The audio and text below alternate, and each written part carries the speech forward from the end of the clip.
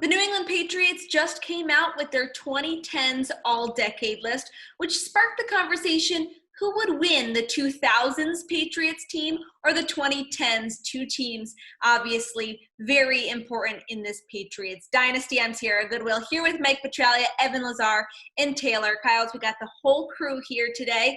Let's start comparing the offenses, because on one, you got Tom Brady leading both bunches, obviously, but on one, you got his number one guy in Julian Edelman in the 2010s, but then there's Randy Moss.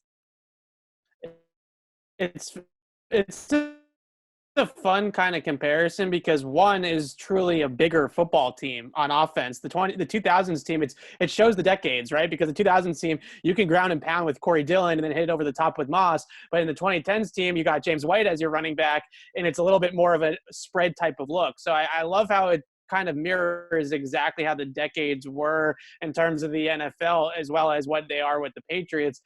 Personally, I think that it's the 2010s team that takes the cake. And the reason why is mainly because of the addition in this case of one Rob Gronkowski, right? I think Randy Moss is obviously Randy Moss, but having Gronk there over Daniel Graham at the tight end position is quite a different set of standard there. Whereas I think the drop off between an Edelman-Welker duo or Edelman-Welker-Amendola duo in the 2010s compared to the Moss-Welker-Troy Brown trio in the 2000s, there's less of a drop off there to me than where we're looking at the tight ends. And I also think the offensive line in the 2010s might be a little bit better as well. I'm going to chime in here. And because have seen both, but I have a fondness for that 2000s team. I knew he was going to go with the old team. Yeah, naturally, it's what I do, guys. But that defense from the 2000s is one of the best all time. I was just talking offense versus offense. Yeah, we're talking. If we bring in the defense, we're at a different. I agree with you. Definitely. I mean, I know personally, I'm the new age guy, so offensively, actually, I do want to go old school because I think when you got Randy Moss, that offensive line with Corey Dillon, if he's running the way he was in New England when he was not in his prime, but when he was still running pretty well, that's a really tough offense to match up with. You got Welker slicing you up underneath, and Moss is just too much of a threat, I think, too unpredictable, and he's, I think, the game changer. So if you're comparing them side by side, I'm going to have to go with the 2000s team because I think that firepower is a lot to deal with. And I think in the 2010s, you get more of a dink and dunk kind of offense, obviously with the three slot receivers. Maybe a better running game with Devlin, but I don't think it's going to be that much better because you get the drop off at running back with White. So I'm a new guy. I didn't see a ton of the 2000s, but based on what I have seen and all the legends and everything and the names, I got to go with 2000s. All right, take two here. Yeah, let's give it Trags. I'm going to still go with the 2000s because, hey, Evan, what's the most important thing you need to do in the playoffs? No, this 2000s team is set up to run the football extremely. Run the ball. If you get a power running game going with Dillon and then you hit play action with Moss over the tip, oh God, that's dynamite. And that's why I think this team is preferable because I think they could. Obviously we saw it. They won 3 Super Bowls. They won 3 Super Bowls in 4 years, and they were able to really dictate the tempo of the game with their offense and play complementary football with a great defense. But I love the fact that 2000s offense could really run the ball when they needed to. And no, Tom Brady throw 2007 and 2009 out the window. He was not the quarterback in the 2000s that we obviously saw the prolific quarterback that he played, the quarterback play of Brady in the 2010s. But I like the fact that this Patriot team in the 2000s could really, really control the clock. You've changed my mind, Trags. You've changed my mind. I'm going with the 2000s also. I There think you go. the biggest reason why, though, isn't the running game, actually. It's actually looking at the receiving core and the ability to attack all three levels of the defense with these receivers. You have Welker underneath, you got Troy Brown at the intermediate level, and then you got Randy Moss over the top. As with the 2010s team, there's no real deep threat in that team. It's going to be a lot of, got things within 20 yards of the line of scrimmage or Gronk up the seam is really your vertical threat in this entire equation. And the 2010s, that 2000s team, having that ability to run the football and attack all 3 levels in the passing game. But I do agree with what you said about Brady. I think the 2010s Brady is better than the 2000s Brady. So that might end up actually edging it back out.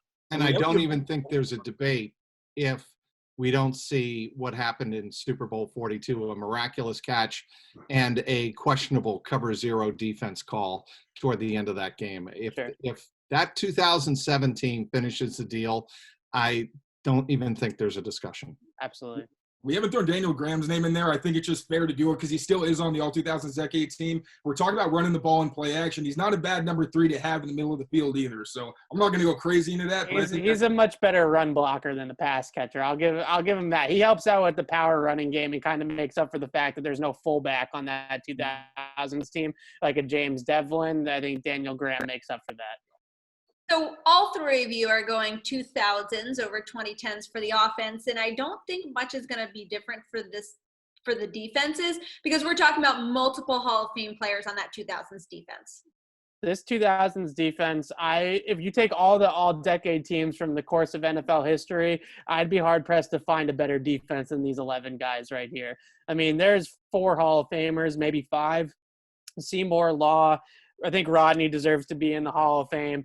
Vince Wilfork, I think, deserves to be there. Willie, I think you can make a case for Willie McGinnis to be in there as well. And then Lawyer Malloy is a pretty darn good safety in his own right, too. Not a Hall of Fame safety, but pretty darn good. You got Vrabel in there. You got Brewski. I mean, that's a old school, we're going to shut you out type of defense. That's we control the pace of the game. We control the outcome type of defense. So I think the 2010s defense, though, has maybe some brighter moments in it. You know, certainly the Butler interception against Seattle or Hightower's strip sack against Atlanta. You know, there's some kind of glitches of moments in there that they might get a little bit more kind of tear-jerking, if you will, for the 2010s. But the just overall talent of the 2000s defense, I think, has it edged out. I mean, when we talk about great defenses of all time, I'm going to give you 5 teams.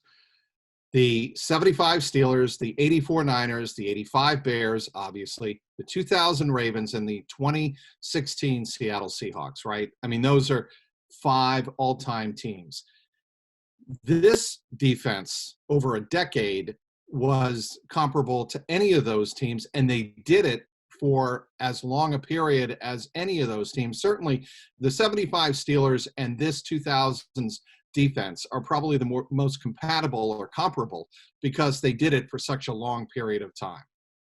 Yeah, and I think when you think about, like you said, all those dominant defenses, it's easier to overlook the Patriots defense because they win with intelligence, they win with versatility, you know, things that aren't necessarily dominance in the trenches. You're not going to be, you know, stopping the run and just getting to the quarterback every snap like with the 85 Bears or shutting everybody down necessarily like the Seahawks and the Legion of Boom. But these are so many smart, situationally sound players who made so many impressive clutch plays. And again, when you're comparing the two, I mean, in the 2010s, you have maybe 2 Hall of Famers. I think you got Stephon Gilmore if he continues.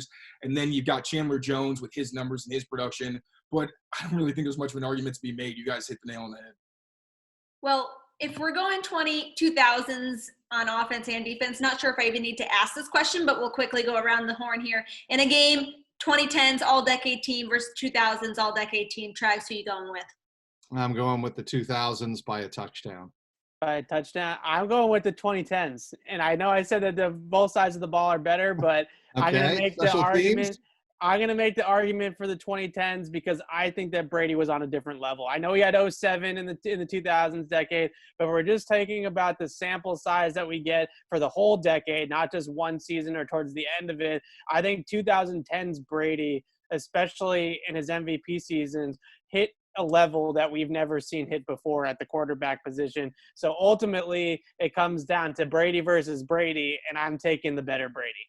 Yeah, actually, I was going to go 2000s. Evan, you swayed me. We've seen Tom Brady just do it to dominant historic defenses too many times for me to say that I think that no matter how good and as how much as I love the 2000s defense, I'm not going against Brady. We know this by now. So, yeah, I'm going 2010s. You got me. Love it. For our reaction and snub opinions on the Patriots 2010s all-decade list, check it out on our website at clnsmedia.com and on our YouTube channel at Patriots Press Pass.